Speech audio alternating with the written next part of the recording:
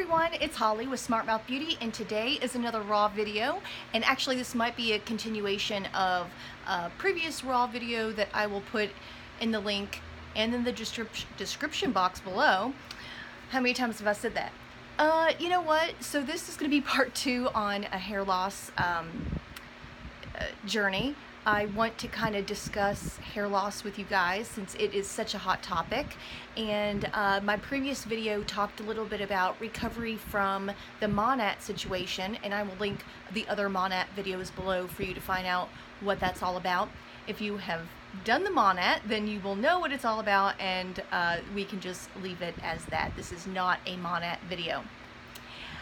Today I'd actually like to talk about a little bit of scientific reasons for hair loss, and it is a normal thing for people, women and men, as they age to have hair loss. But we can do some things because we have the technology, we have the understanding of why certain hair loss happens, and so I just kind of wanted to share with you guys a little bit of what I've researched in regard to hair loss in general. So this is going to be a general topic of hair loss, and just wanted to share my thoughts with you guys. And so many of you email me and ask me, or in the comments will ask about hair loss and things like that. I do want to say right off that I'm not anybody. I'm not an expert on hair loss. I am not a doctor. I do have a cosmetology license and have been practicing for 18 years.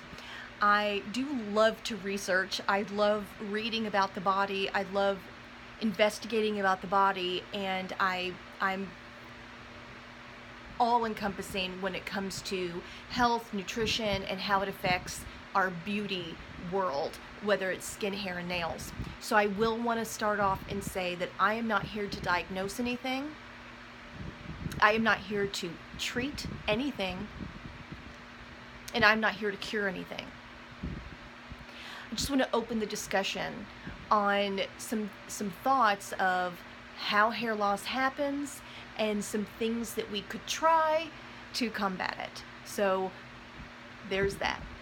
So I just want to kind of talk a little bit about how hair cycles on your head. And there are a couple of different hormones that I also want to talk about that will combat the cycle, and how we can combat the hormones will help promote a healthy cycle. So I have mentioned before that there are 3 cycles of hair growth in your body. So the first cycle is the living hair that's out here, and that's the anagen stage. I have notes to make sure I have these words correct. The anagen stage is usually, it can be years long. Obviously, it is years long. So the anagen stage, or the hanging out stage, is the hair that we see outside the body. And some people are predisposed to certain lengths. I actually, this is probably, well, maybe a little bit longer, is the longest that my hair just naturally will live. And some people have different kind of preset hair lengths that their body will kind of go through that stage, the anagen stage. So the next one is the catagen stage, or catagen stage, and that is kind of the reset stage. It's kind of this stage where it kind of prepares to push out that old hair. So this is what I'm referring to as the old hair. So it's a transition. It's usually lasts a couple weeks, where the hair follicle starts to reset and thinks about popping that old hair out to the shed. So it's kind of in transition, and again, that's a couple of weeks.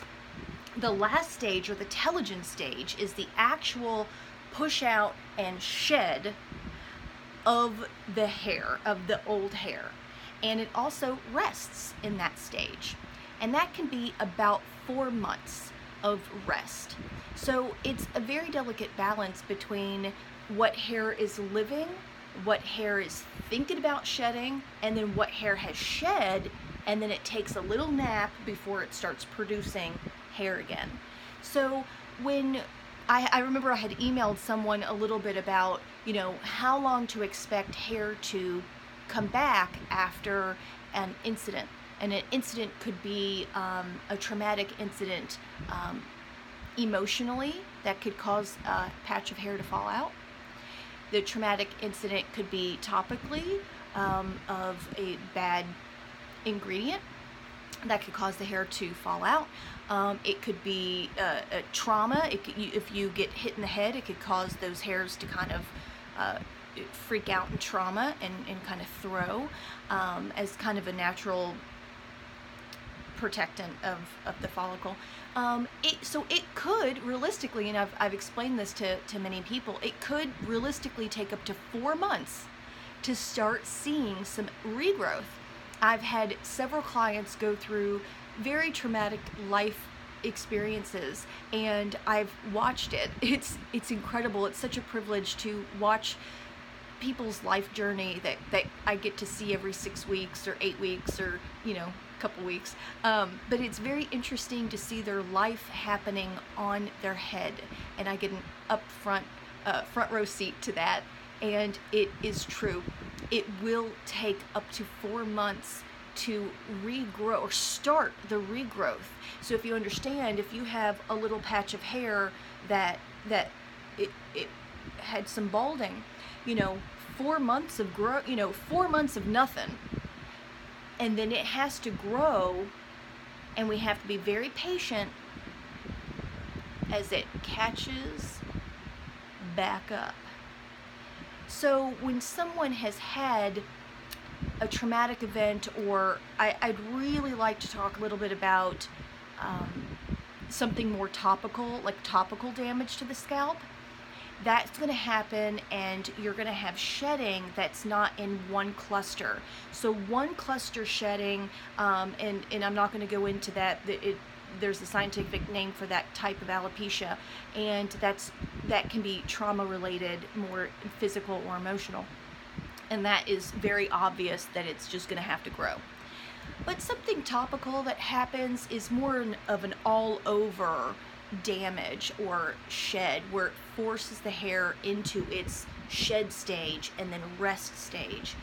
So when you look at that, it's going to take more than 4 months to recover, because what happens is if this is years, okay, so we talked about this being years, reset is 2 weeks, and then the shed and rest can be 4 months. So you're going to have different hairs in different sections of those phases at any given time. So when you have a topical damage, I experienced probably about 30 to 35% that just pushed, and it was all at once, and it was very aggressive in regard to the cycle, because we don't really notice this cycle because we have these different hair follicles at various different of one of these 3 cycles. And so all of a sudden when something happens to trigger 35% to go into that shed rest phase, that doesn't leave a lot of hair in the active phase. So hair that's living out here is active. It freaks you out. It freaks you out. So when people had asked me how long it took me to recover from that MONAT disaster, it took almost a year, because all of those have fallen. And I don't know what it is. Please don't come at me. I don't know what it is in the MONAT that caused that to happen. I don't. I just know it did. And I hear from you guys every day that it did. So let's think about it. So then all over my hair, I have gotten an aggressive shed. So all over my hair then rests for 4 months. And there's nothing that you can do to rush that rest stage. This is absolutely natural with every single person. It is what that is. So all of a sudden, I had this catastrophe, had 35% shed due to something topical, and then all of a sudden it rests. And I'm flipping out, and I'm taking vitamins, and I'm putting certain shampoos on my scalp, and I'm doing this and that. There's nothing, because it is what it's doing what it's supposed to do. My hair follicles know what to do. So after 4 full months, then it just starts to grow. Starts to grow. Meaning that you'll have these tiny little hairs, you know, all over my scalp, intermixed with all of this long hair, so you don't really see it. But as the recovery in my hair grows so slow, as it's usually about a ½ inch per month if you wanted to actually calculate it. So, ½ inch, ½ inch, ½ inch, that's 3 months, 4 months, 5 months, 6 months, 7 months, 8 months. So I can't answer for you how long it's going to take to recoup your hair. So you have to understand that you have a 4 month of, holy crap, my hair is so blankety blank thin and I hate it, but just know your body will eventually recover from something that has happened, and it will catch back up to your active stage. But it was pretty important for me to explain this because I can't tell you how long it's going to take for you to recover your hair, but I am going to give you possibly a 9 month to a year wait period, realistically, when I calculate that. So 4 full months of waiting, and then, you know, however long your hair is, that's a ½ inch per month, so you can calculate how many months it's going to take for it to get back down to wherever it is you started from. So I hope that makes sense. So I just wanted to touch base a little bit on some hormones that can cause, so my last video was talking about a shampoo that has caused hair loss. So I do want to just generically talk about hair loss in women and about how and why it might happen. Some things for you and your doctor to kind of talk about. There are 2 main hormones that can influence some hair loss, and one is androgens in your body, a high level of androgen, also a high level of insulin. So let's just talk a little bit about that. And please, if you suspect that you have high levels of androgens or high levels of insulin, please ask your doctor to run some tests. There are tests out there to test for high level of androgen. Unfortunately, the test for insulin is a little bit controversial because they actually test the blood glucose level, which does not indicate your insulin level. So many of us out there, including myself, are or were, because I'm not anymore, insulin resistant, which means that the insulin is trying to lower your blood glucose, which can result on a fasting lab test that your blood sugars are fine. But when you're insulin resistant, you can have an excess of insulin that's not doing anything, kind of hanging out in the body and wreaking havoc. So I won't go into that, but I will tell you that you would need to request for your doctor to actually run an insulin level test to see if your insulin levels are high. I have notated a few of signs to know if your androgen levels are too high. So let's kind of pick on, well, they're kind of both the same signs. You can be insulin resistant, which maybe I'll do another video on how I was insulin resistant and how I corrected it. But I just want to talk about some of the signs that your androgen level is too high. You could have high estrogen, or counterly, you could have low progesterone. If your estrogen is too high, it kind of dominates your progesterone, and you could look like you have low progesterone, but it could just be your estrogen is too high. And some people with PCOS can be fighting with those balances. But going back to the androgens, what I want to talk about, you could have weight gain, irregular periods, acne, hair loss on your scalp, and hair growth on other areas of your face, mainly, possibly, or of your body, mainly your face. So there is that. I did get some of this information, so I wanted to share with you a couple of websites, or a website that I kind of use as a resource, and it's hairlosstalk.com. hairlosstalk.com. They have a plethora of information. What led me there actually was another YouTube video in regard to topical melatonin to encourage hair growth. And I thought, wait just a minute, that warrants some research. I need to understand why melatonin topically helps with hair growth. And so that kind of led me to research a little bit about it, which I find so fascinating. And topical melatonin lowers your androgens. And so I was like, okay, let's figure out what else lowers your androgens. If too high androgens can cause inflammation in the hair follicle and choking out of the hair in order to push it into that shed phase, what else is out there? And so I did do a lot of research on a couple of other things that can help lower your androgens naturally. Of course, there are pharmaceuticals that you can take to lower your androgens, but I strongly believe that you can do it naturally on your own. So to lower your androgens, I have researched omega-3, which is found in salmon and walnuts and flaxseed, mackerel, any kind of fish oil supplement that you want to try to take. It can show it can lower your androgens. And also, you can drink spearmint tea. There's a lot of anti-inflammatory properties, and specifically lowering androgens if you drink spearmint tea, which I find very lovely. Whatever.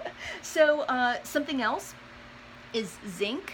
Taking a supplement of zinc can lower, it can actually block androgens. It increases your progesterone and helps balance that out and block the the hormone of androgens, production of hormone.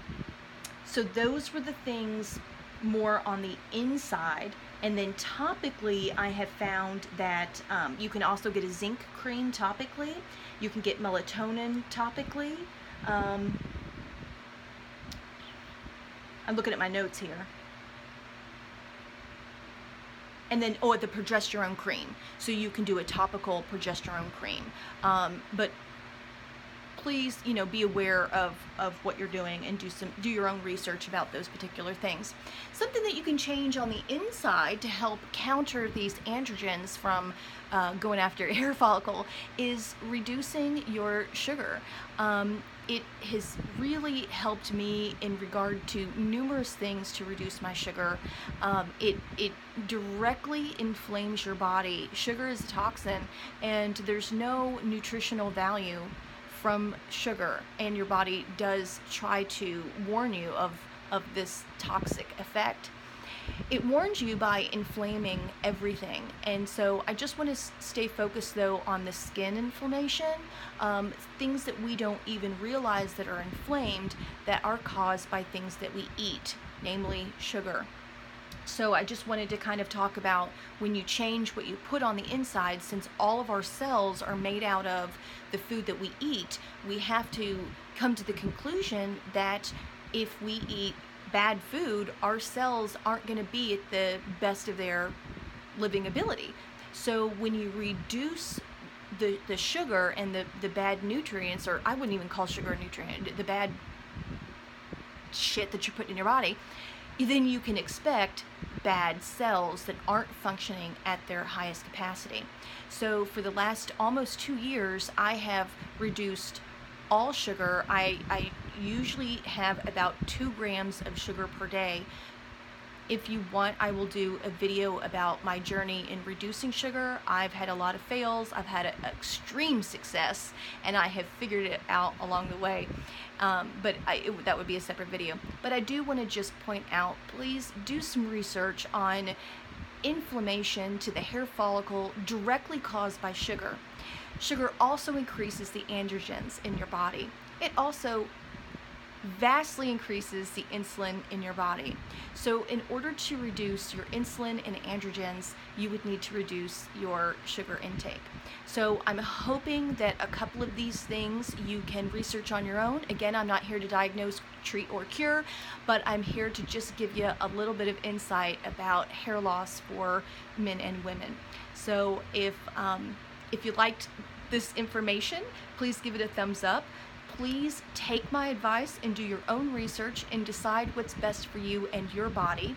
And if you have any more questions, please ask me. I love these kind of videos. I love talking about nutrition. I love talking about supplements. I love talking about the science of hair loss and beauty in general. So please let me know what you think, and I'll see you later. Bye.